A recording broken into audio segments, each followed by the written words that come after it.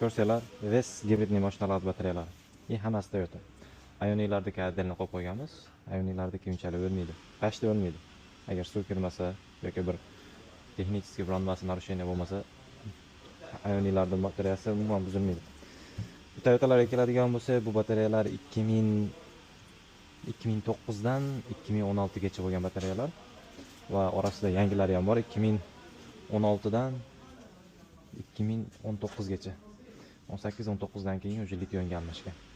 Va ba'zi batareyalar, mana ichidagi nimalari yangi 2020 batareya, dilerdan kelgan batareyalar.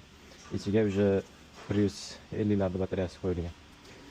Bugun aytmoqchi bo'lgan narsam, ko'pchilik batareyani shunaqangi apparat bilan voltini o'lchab tekshirishar ekan.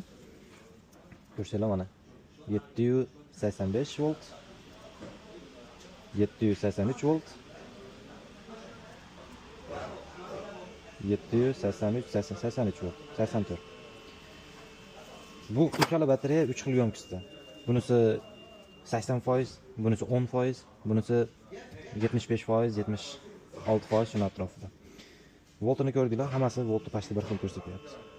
Mana bu batareya 10%, mashinaga qo'ysa sразу chiqib beradi. Ishlamaydi.